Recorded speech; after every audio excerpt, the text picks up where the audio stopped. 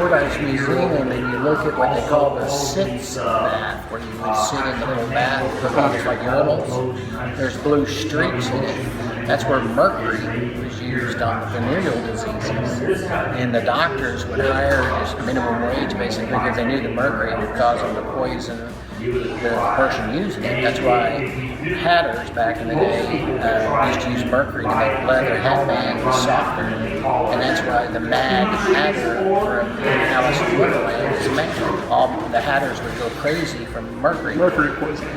But that's how they would treat the venereal disease. They'd use a horsehair brush and scrub the blisters until they broke. Ooh. Yeah. Then they would paint it with mercury. Well, the mercury would dry up the blisters, and I go, oh, I'm cured. But then it's like, okay, now I've just poisoned myself with mercury, you know.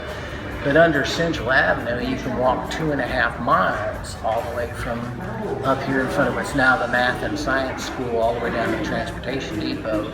And there's all kinds of legends because all of these buildings, this building here, like I was saying, the water over here cool down in these big deep basements.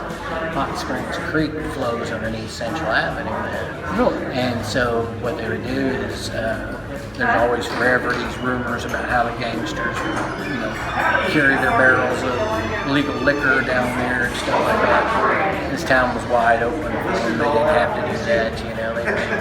But the two-story rock building that's down here on Orange Street, Al Capone had it built to store barrels of moonshine.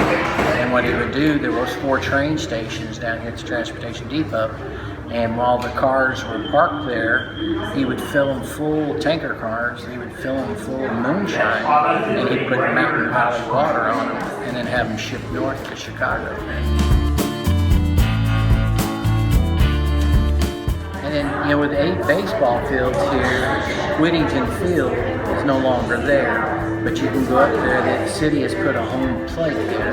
You can still see the old bleachers, and it's across from the Alligator Farm. The Alligator Farm was built in 1902, it's still there. While on St. Patrick's Day, Babe Ruth hit the longest known home run on record, 574 square feet. From that park? From that park. And it wasn't bouncing. It went over the back of the baseball field, over the Alligator Farm, and it struck one of the ponds. You know, the witnesses that were inside the Alligator Farm knew where it came. So the city hired BNF Engineering. There was a aerial photograph of Hot Springs taken in the 1960s. And using that aerial photograph and lasers and survey equipment, they established where that home plate was. And so the city has placed it back there with a sign and stuff. And you'll see people all the time, you know, over there pretending like they're hitting it.